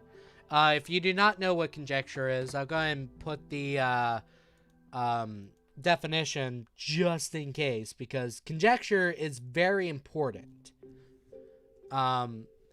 Conjecture is an opinion or conclusion formed on the basis of incomplete information. So essentially, a lot of people, they bring up a scenario and then they basically make one side look better than the other. Lexic. Don't see the words either, so I think we're both lexic. Yeah, fair enough. GG. No hard feelings. But a lot of people would set up these scenarios in which you saw this during the protests and stuff like that, where people are being protested or just protesting, and then they show a more conservative side, and they show like open gun carrying and blah blah blah and stuff like that, and then they show the peaceful protesters getting tear gassed and stuff like that. And I find that so much of conjecture, because it's not incomplete of information. You're just being shown two different parts, where you're not taking into a lot of consideration. Can you see this comment? Yes, I can. I don't know if you guys are screwing with me now. I don't know. So they give you like incomplete information about whether or not you can formulate an opinion, and then they show this is what's happening here, this is what's happening here. But it doesn't make sense. Maybe whenever we need mods. KD, I would think the chats right now I can regulate by myself, but if we ever get like 20 people, and they're all typing at the same time, can you see this comment? Communist liberal. I don't agree with that last part, but yes, I can see it. I don't think I'm communist or liberal. I don't really think that, because I believe in personal freedoms over anything else, but I also believe in societal freedoms. So, I don't know. It's one of those weird situations. I thought they were trying censoring that word. Oh, okay. Try and put your question this time, maybe. I'll try and answer it, but we have like 13 minutes before this podcast ends. A lot of people are going to be looking at this podcast, and it's like, this is when Grey Wonder says he's racist and blah, blah, blah. And it's like, I believe in all people. I believe in all people doing their best within the world that they are living. Okay, the main thing is, I don't believe in people basically doing counterintuitive measures that screw society as a whole for them. What I mean by that is like identity politics, where they obviously care about identity politics because, hey, I benefit from this, guys. And obviously they don't really care about the logic or reasoning and how it's universally upheld. They care about the benefits for themselves and way not to be censored or anything like that, but they also censor others that they do not agree with. The main thing is it's basically authoritarian. You cannot question what I say because I am insert here. Insert criterion here. And that would be fine and dandy. You're like, bruh. Yeah, pretty much. The main thing is, it would be fine and dandy if these organizations were not hypocrites. So what I mean by that is that, LGBT is meant to stop the discrimination of people that do their sexual identities, right? But they have more discrimination against themselves. They have people that are non-binary discriminated against other people. They have bisexuals or even just homosexuals being discriminated by trans, or trans being discriminated by this. It's a whole thing of people just discriminating each other based off labels. They're no better than the people they are criticizing. And then you go into BLM, where it's like, let's stop racism, let's stop systemic racism, and blah blah blah. And they also try and do the same thing. And I just find that really weird of a concept. If it censors what I will flip. Okay. It says era at risk. That's what it says. I don't know if that's what you were trying to put. So I don't like organizations that basically are hypocrites, or they have more issues with inside of it, and that makes me not want to support them. Because obviously, if an organization, they have the goals in mind that I would love, right? I would love for people to be included. I would love for people to have a lot of things going on. But at the same time, I don't want people discriminated against. I don't want people to have racial, let's say racial indignified slurs against each other and stuff like that. We all believe in that in some capacity. And then there's like people that are like, bruh, let's do it, but internalized. It's one of those things I really hate. Hi, Trenton. Did they censor it again, Bree? Because I have no moderation, and I have no, like, hey, keep this comment in for review. Hold up. Okay. Is it effed up that I believe we should force people to get tested and stay in? I was told that I sound like a dictator, communist, liberal, but I'm sure they'd feel the same way if they had 2 family members at risk. It all depends the situation. So, let me put into instance. One that kind of already does happen. If you found to have COVID-19, you obviously are stuck in quarantine. They keep you in for observations and various other things and make sure other things. And then they send you home and basically tell you not to leave the house for like 2 weeks, right? The main thing is we can't... I know this sounds awful, but there's something called a Hippocratic Oath that most of the people in the medical field take. And basically, you do not take away the personal rights of others for the benefits of the medical field.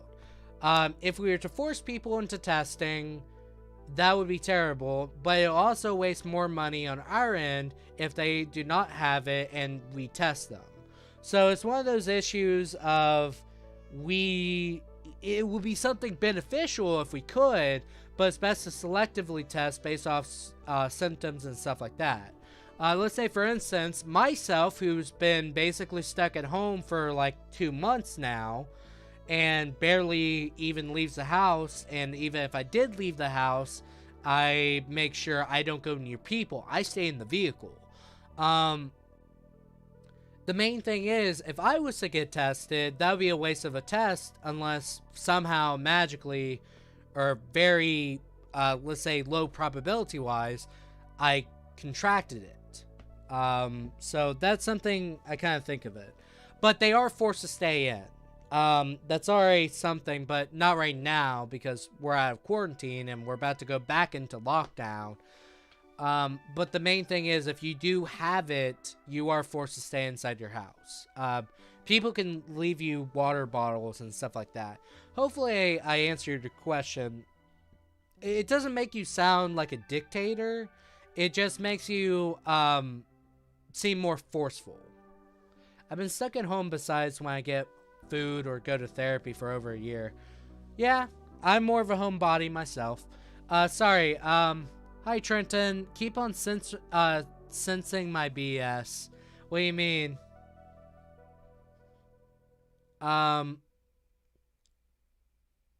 Homosexuals, bisexuals, and then there's also e-boys. I have no opinion on e-boys because I don't know them all too well. All I can say is I only know one person that knows about them a lot. You're welcome. Can you do a reaction live stream? I would do that, but I'm not really into reactions. I only did a reaction once, and that was Discord exclusive. Because I don't really like reactions because you're on the moment reacting to something. I'd rather have time to think about something more than just reacting on the spot. If that makes sense. Homosexuals, nope. I'm e-boy. Fair enough. You have fun, man. You do you. It doesn't work for me, but hopefully it works for you. All I can say is I'm just a nerd, basically. Imagine not having freedom of speech with a simple question. Thank you, YouTube. Basically, the main thing is, I thank goodness I'm not censored.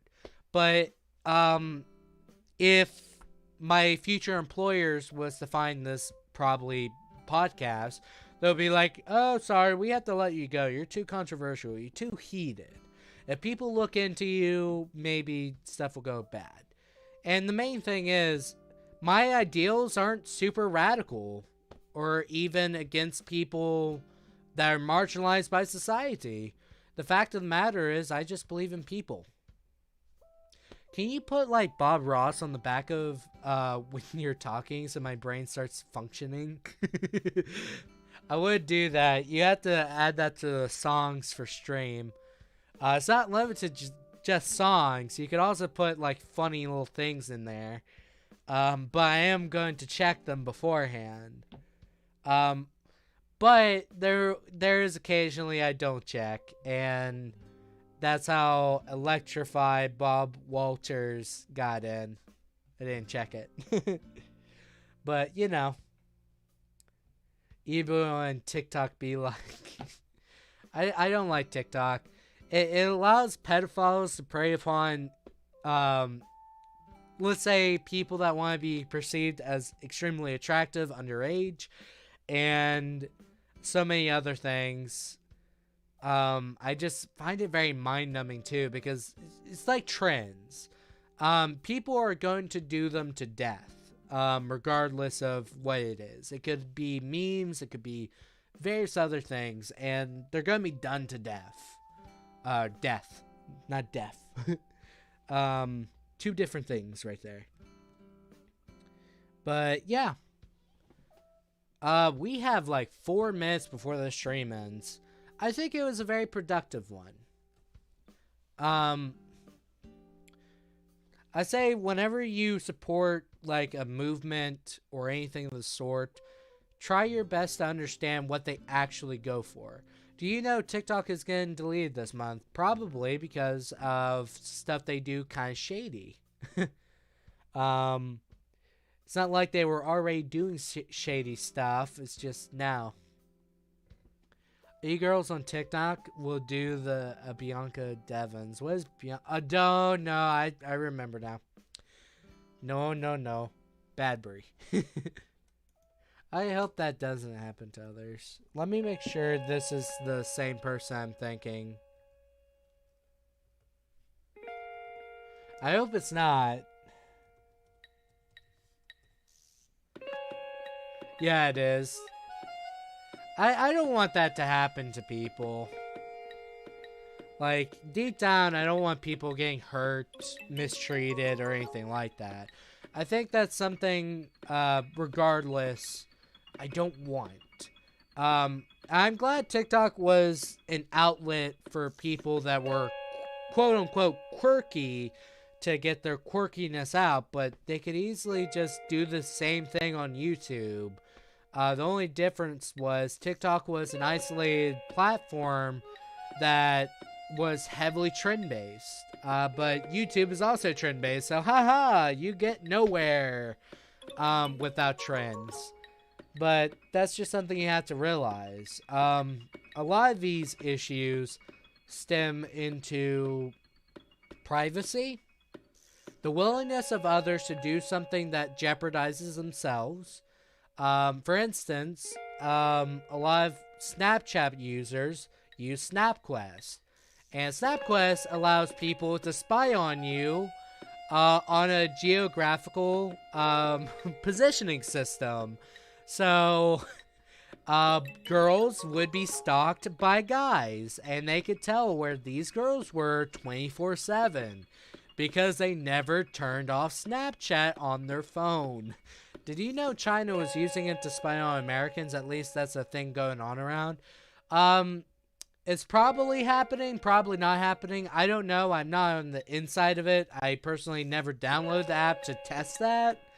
All I do know is, however, that I didn't really like the app to begin with. So, coolio. But the main thing is, if it is potentially... Because the NSA, they love to spy on people, but they don't want people spying on other countries spying on their people. So, if the NSA has something on it, it must be kind of true. Because they know how to spy on people more than I know how to spy on people, which I know how to. I just think it's really redundant unless you're trying to track down pedophiles or anything like that online. Mama Max does some excellent videos on that. Highly recommend his videos. If you really want to learn about security and how easy it is to actually give away your information. Because he purposely targets pedophiles for this sort of stuff. But yeah. The main thing is, China is the new Russia for America, essentially. China is basically competing against America for power. And America and China are the two world's greatest powers. Russia's kind of there, but the main thing is they do some really bad mistakes that kind of make them a third power, if you catch my drift. One's based around social contract freedom stripped away, and the other one's based around, hey, social credit system. So either way, there's internalized evils within it, but at the same time, China is entirely based around their economy. America is based around identity and liberations. Oh, I should not have said that. Oh, I guess China's gonna kill me. Well, if I'm dead by tomorrow, I hope you guys have a fantastic time. I'll see you guys probably not next time if I'm dead. I think the main thing is you have to put certain scrutiny upon systems that you don't necessarily agree with if you know them well enough. And YouTube is going to bend over backwards for it. Like this comment if you believe we should send space. That's not how that works. That's not how that works. The main thing is YouTube can bend backwards for China and make sure everything else is okay. And everyone else can say, oh, you don't like China, that's because you're xenophobic. No, I don't like them as a country because what they do with Hong Kong. I do not like how they basically keep people incapable of just making basic choices for themselves in life. The education system is actually pretty good, but it's less public and more, hey, you get to the 6th grade, congratulations, you're going to be a farmer. And it's less free. As in, you have less choice. But I like Chinese culture and mythology. I really like history of it too, because they were the exact definition of indifferent. My cat is so adorable. He's staring at me while trying to sleep. Fair enough. China is like the greatest definition of indifferent within history, because the Mongolians were like, hey, we're going to take over your country. China just like shrugs and is like, okay. It just lets them in, or they paid them off to go screw off. And that's simply what it was. Most of their war side was actually internalized because it was not a unified country until a few dynasties came into play, and whenever that dynasty would end, war. So they would not fight against other countries. They would just be like, hey, we'll just pay you off. Simple. They need to go to war. So they were like the most indifferent country in terms of older civilizations. Rome is like, I'll fight you, bro. Egypt was like, I will conspire against you, bro. Greek is like, I might fight you, but based off our navigation systems at the time with our ships, I might not be able to fight you. That's basically it. Then the Germanic empires in Europe internalized battles too. India was pretty cool in terms of older civilizations. But you know, just simply be how it be. I'm ranting at this point, or rambling. Hope you guys had a fantastic time. I'll see you guys next time. Peace out.